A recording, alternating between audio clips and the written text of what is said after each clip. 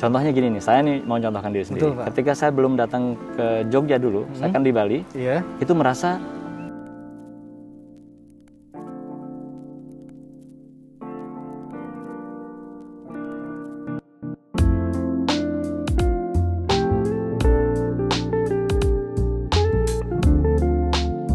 Pak Andi, sekarang kita lagi di mana nih, Pak? kita nih di Visipol, Di Fakultas Visipol. Ilmu Sosial dan Ilmu Politik. Ini salah satu kampus yang saya paling seneng juga nih. Kenapa nih, Pak? Karena tata ruangnya, ini gedungnya gede, bagus ya, bagus. Terus tamannya juga bagus, nanti bisa dilihat tuh taman-tamannya. Cantik ya, luas ya. Cantik, jadi kelihatannya memang apa Kondusif. namanya kondusif gitu. Jadi diperhatikan banget lah suasananya. Dan juga Visipol ini juga ini Pak ya, banyak menelurkan menteri-menteri yang keren juga nih Pak. Iya, tokoh-tokoh Ada Bu nasional. Retno Bu Retno Marsudi, Marsudi, Menteri Luar Negeri. betul, ada Pak Ada Pratikno, Pak Pratikno, sekarang Mensesnek. Menteri Sekretaris Negara. Iya, dan ini selain di Visipol, di belakang sana deket nih FEB ya Pak ya. Ya betul. Nah itu Fakultas Ekonomi dan Betul. Bisnis. Ya juga keren lah, banyak Keren ya. banyak alumni Alumni ya, yang pasti teman-teman tahu mungkin. tahu ya. nih, di belakang ada Ya. ini apa, Fakultas Hukum. Fakultas Hukum. Kalau di FEB tadi ada mungkin ada Mas Anies, Anies Baswedan. Gubernur Jakarta dan banyak lah yang lain. Pak Budiono ya Pak ya. Pak Budiono sepertinya. betul. Kalau di belakang ada Fakultas Hukum, ada Mas Ganjar, Mas Ganjar, Gubernur Gubernur Jawa Jateng, Tengah. dan Ketua Alumni Agama ya, Kagama ya. beliau Pak? itu sekarang betul Sekarang? Ketua Kagama, Kagama, keluarga alumni Gajah Gajah Mada. Mada. Nah, kalau teknik di mana Pak lokasinya Pak? Teknik memang agak jauh dari sini nih, Betul. di seberang. Kalau Di kita seberang. tuh dibatasi oleh Jalan Kaliurang kan. Jalan Kaliurang. Jadi di sebelah situ. Nah di teknik juga banyak tuh tokoh-tokoh. Kalau sekarang ada 3 menteri bahkan Tiga di menteri teknik kan. banyak Jadi ya, alumni teknik UGM. ada Siapa aja tuh Pak? Pak ini Basuki. Basuki, Nah, itu kan beliau PU ya. betul. Kemudian ada Pak Budi Karya. Budi Karya, Itu Perhubungan. Betul. Kemudian ada Pak Erlangga. Pak Erlangga, itu Perindustrian. Menko Perekonomian ya Pak? Tadinya perindustrian, sekarang Perindustrian. Menko Oke, Perekonomian. jadi memang UGM ini terbukti menelurkan banyak pemimpin masa depan ya Pak ya. Amin, amin. Ya, jadi saya juga banyak inilah terinspirasi dari para Beliau-beliau. senior itu ya. Oke, baik. Ini Pak, sekarang kita akan banyak diskusi Ya. tentang UGM lebih dalam nih Pak. Ya, ya, Nah, ya. UGM itu punya moto locally respected, locally rooted, globally respected. Yes, Nah, itu betul. katanya kalau bahasa Indonesianya itu mengakar kuat, menjulang tinggi. Nah, Ya. itu maknanya apa Pak? Maknanya adalah begini, mungkin mengakar kuatnya dulu yang pentingnya. UGM percaya bahwa UGM itu didirikan Betul. memang untuk memberikan dampak kepada masyarakat, kan gitu. Itu selalu kami diajarkan begitu. Nah, mengakar kuat itu berarti kita bersahabat erat dengan masyarakat, mengetahui persoalan-persoalan mereka, dan apapun yang kita lakukan di kampus ini sebaiknya itu diarahkan untuk menyelesaikan persoalan nyata itu. Oke. Gitu. Bagaimana itu dilakukan? Tentu dengan penelitian-penelitian, pengajaran-pengajaran yang memang menyentuh persoalan masyarakat. Yang paling nyata mungkin yang bisa kita lihat adalah UGM itu kan mewajibkan kuliah kerja nyata. Betul. Jadi betul-betul mahasiswa kita ini kita wajibkan untuk berada di masyarakat selama 2 bulan. 2 bulan. 2 bulan. Dan itu di seluruh Indonesia. Seluruh Indonesia. Jadi menarik ini. Paling Mas jauh Adi. kemana tuh Pak? Paling jauh itu ya Papua, ada. Papua, wow. Kalau saya sendiri menjadi Iya. pembina KKN itu ya, Betul. istilahnya DPL ya, dosen Betul. pembimbing lapangan KKN itu di Talaud. Talaud, Itu di sebuah pulau dekat Filipina sana, Sulawesi Utara ya Sulawesi Pak? Utara. Jauh Jadi kalau sekali kita kalau kita ke sana, saya waktu membimbing itu kan Betul. saya harus ke sana, itu naik pesawat 3 kali 3 kali. dari Jogja, Jakarta, Manado, Betul. Manado Melong Wani. Betul. Nanti abis itu naik becak, saya ingat banget tuh. Abis itu naik boat, But, lalu naik mobil, truk Wow. kadang-kadang Wah. gitu, dan baru sampai di desa itu. wah, komitmen UGM besar juga ya Pak ya di situ. Iya, artinya begini, yang kalau mau saya cerita itu ada 7.000 sampai 8.000 orang kita kirim ke seluruh Indonesia setiap tahun untuk ada di masyarakat. Nah, memang ini tujuannya membantu, tapi lebih juga ternyata mahasiswa kita merasa tidak membantu saja, tapi mereka belajar juga. Belajar justru. juga. Belajar dari kenyataan lapangan, sehingga mereka jadi tahu kondisi bangsanya itu seperti apa sebenarnya. Jadi kita bayangkan misalnya di masa depan kalau kita ingin mencetak pemimpin gitu ya, kan sangat aneh kalau pemimpin itu tidak tahu Masalah negerinya apa di seperti negerinya apa. gitu. Jadi itu yang dimaksud dengan mengakar Mengakar kuat tadi. kuat. Menjulang tinggi Kalau Pak. menjulang tinggi tentu kita ingin berkontribusi secara aktif di percaturan ilmu dunia. Gitu misalnya apapun persoalan-persoalan yang ada di dunia kita berarti harus juga peduli. Betul. Nah, yang menarik kan begini misalnya. ada satu persoalan di lokal kita Betul. yang lalu kita bisa selesaikan, lalu kita jadikan riset itu. Betul. Nah, hasil riset ini harus kita kabarkan pada dunia agar dia mungkin bisa menjadi solusi juga di tempat yang lain. Oh. Jadi artinya mendunia itu tidak selalu kita harus bergaul dengan bule atau bukan hanya itu maksudnya. Betul, betul. Tapi dengan apa yang kita lakukan di lokal ini, lalu kita bagikan kepada dunia, sehingga dunia kemudian mendapat manfaat dari apa yang kita lakukan. Oh. Itu satu hal yang kami selalu diajarkan oleh para dosen-dosen. pimpinan UGM ya.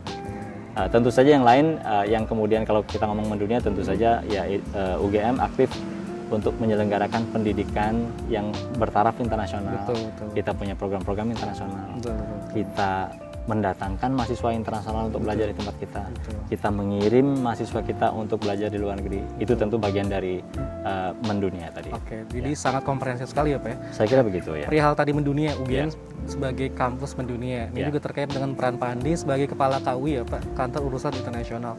Nah, kalau boleh tahu, berapa sih Pak mahasiswa internasional yang kuliah di UGM dan juga berapa mahasiswa UGM yang punya kesempatan untuk pertukaran pelajar atau juga lomba di luar negeri Pak? Oke, kalau yang datang ke sini itu kalau saya ngomong sebelum pandemi dulu, karena sekarang beda situasinya, itu sekitar 2.000-2.200-an. 2.200. Itu orang yang datang ke sini, baik itu mungkin cukup banyak, waktu singkat atau mungkin satu semester atau bahkan ngambil gelar. Betul. Baik itu S1, S2, S3.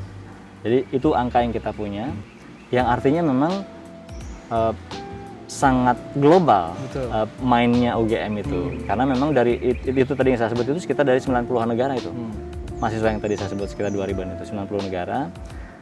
Itu jumlah incoming kita sebutnya yang datang. Nah, kalau yang kita kirim, nah ini menarik nih. Yang kita kirim ternyata belum sebanyak yang datang. Nah, ini kan berarti menariknya minat mereka ke sini itu ternyata tinggi. Itu. Terus yang kita kirim itu sekitar 1.100-1.200 dalam 1 tahun. Dalam 1 tahun. Artinya kalau teman-teman nanti, kalau adik-adik misalnya nanti sekolah di UGM gitu ya, adik-adik akan mendapat kesempatan untuk bisa pertukaran mahasiswa. Itu banyak sekali kesempatannya. Sangat terbuka lebar ya Pak ya? Sangat terbuka lebar untuk kemana saja. Wah, gitu ya. sebutin Jadi, Pak negara-negara yang bisa anak UGM datangi Pak. saya nggak bisa sebutin karena banyak Pak. Banyak-banyak gitu ya? Kalau misalnya Eropa, semua sebutin aja apapun gitu. Pasti ada anak UGM-nya itu? Pasti ada anak UGM-nya. Banyak lah. Jadi kalau di Eropa kita ngomong Jerman, Prancis, Belanda, Inggris itu udah pasti. Ada. ASEAN semuanya, kemudian Australia jelas. Kalau ngomong Asia, Jepang jelas, Korea jelas gitu. Nah ini menarik juga nih Pak. EduFresh mungkin nanya, kenapa sih kita harus mengglobal? Kenapa sih kita harus bisa bahasa Inggris? Harus punya relasi internasional? Harus pertukaran pelajar, lomba ke luar negeri? Nah kenapa itu penting Pak? Terutama untuk mahasiswa UGM. Iya betul. Jadi intinya begini, kita kan tadi percaya bahwa UGM itu harus berperan tidak saja di Indonesia, tapi di kancah global. Bukan karena sok-sokan, karena memang kita yakin bahwa ada persoalan di tempat lain yang kita bisa bantu, gitu kan. Itu satu. Nah, untuk bisa melakukan itu berperan, berarti kita kan harus terbiasa bergaul internasional. Bergaul internasional. Contohnya gini nih, saya nih mau contohkan diri sendiri. Betul, Pak. Ketika saya belum datang ke Jogja dulu, saya kan di Bali, itu merasa keder duluan. Keder duluan tuh, keder. Jadi minder artinya gitu, minder gitu. Ketika nanti, waduh katanya, karena yang saya tahu ceritanya orang-orang di Jawa itu pinter-pinter segala macam. Tapi begitu saya datang ke sini, cerita itu betul bahwa teman-teman saya yang di Jawa itu pinter-pinter. Tapi yang satu hal yang saya tidak dikasih tahu tadinya adalah mereka juga baik-baik. Juga baik-baik. Jadi bertemu dengan orang pintar yang baik, itu membuat kita merasa jadi diterima. Betul kan? Betul. Begitu saya merasa diterima, begitu saya berpendapat di kelas segala macam, ternyata mereka mendengarkan juga, ternyata mereka mengapresiasi juga. Betul. Nah itu yang membuat saya kemudian menjadi warga Indonesia rasanya. Warga Indonesia. Ya kan? Betul. Itu momen menurut saya itu penting sekali tuh bagi saya anak daerah. Ternyata saya warga Indonesia. Yang diterima gagasannya. Nah itu pula yang akan terjadi kalau kita keluar negeri. Keluar negeri. Kita akan menjadi warga dunia. Warga dunia itu penting juga. Dan itu kita diterima karena kita udah biasa ngobrolin orang Jerman, udah biasa debat dengan orang Amerika, udah biasa berbeda pendapat dengan orang Australia misalnya. Betul. Dan itu ternyata baik-baik saja. Maka nanti ketika peran itu datang ke kita untuk berkontribusi pada dunia, kita udah terbiasa. Jadi bukan soal kalau keluar negeri biar jadi pinter. Gitu. Enggak ada auto pinter keluar negeri itu. Kalau kamu nggak belajar tetap nggak pinter. Atau kalau belajar di sini juga bisa pinter.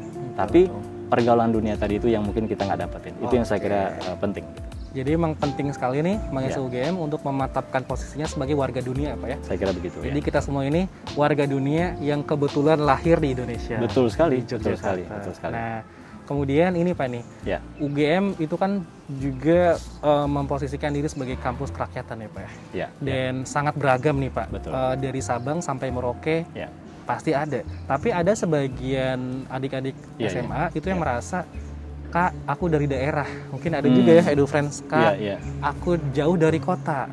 Tempatku informasi aja sulit. Jangankan informasi, sinyal internet aja susah. Nah, itu kira-kira peran UGM sebagai institusi untuk memastikan bahwa hak semua warga negara itu sama dan adil di UGM, mau dari Sabang sampai Merauke semuanya bisa masuk UGM. Pertama, saya adalah salah satu contoh sebenarnya. Betul. Saya kan dari Bali. Dari Bali. Yang artinya dulu saya pun merasa walaupun di Bali sekolah saya lumayan gitu baik. Betul. Dulu pun saya merasa nggak yakin gitu. Nggak yakin. Bagaimana saya bisa ada di UGM atau bisa bersama-sama dengan yang lain. Tapi ternyata UGM memberikan kesempatan untuk masuk dengan berbagai jalur. Dengan berbagai jalur. Ya, artinya begini, kompetisinya itu menurut saya itu adil.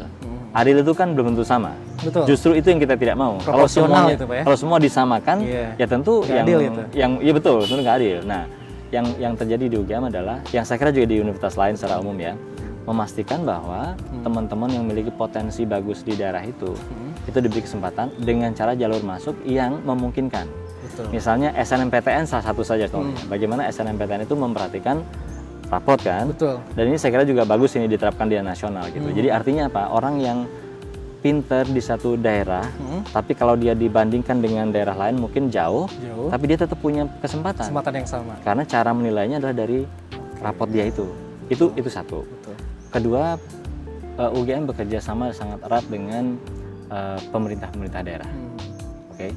Jadi Kagama kita tuh kan ada di seluruh Indonesia. Betul. Itu juga kita bekerja sama untuk menjaring bibit-bibit yang ada di daerah itu, yang nanti akan mendapatkan dukungan dari pemerintah daerah misalnya untuk bisa masuk sini.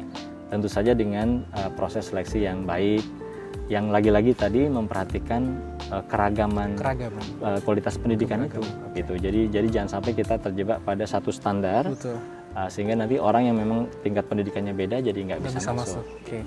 Jadi untuk EduFriends yakin bahwa masuk UGM itu tes masuknya proporsional ya Pak ya. Jadi semua orang, semua anak SMA dari Sabang sampai Merauke bisa. Iya. Kalau angkatan saya juga. Betul. Banyak betul-betul juga, dari Aceh sampai Papua pasti ada. Semua ada pasti. Ya, jadi jangan khawatir ya untuk masuk UGM. Ini Pak Andi terakhir nih Pak.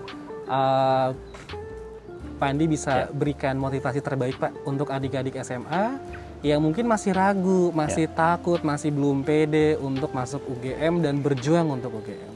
Ya, jadi saya sampaikan begini, adik-adik sekalian.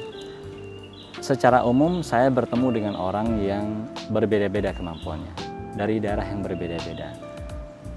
Yang tadinya merasa dia bukan siapa-siapa gitu ya, karena berasal dari daerah yang jauh sekali dari Jawa, tapi ternyata dapat kesempatan.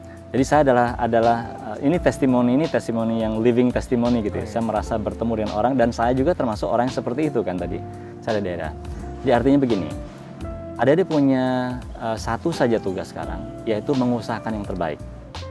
Jadi pastikan itu adik-adik lakukan. Nah yang kedua soal keadilan, UGM itu sudah menjamin, sudah memastikan bahwa keadilan itu akan ada dan kesempatannya akan diberikan kepada mereka yang berhak. Gitu ya. Jadi intinya itu yang pertama ya.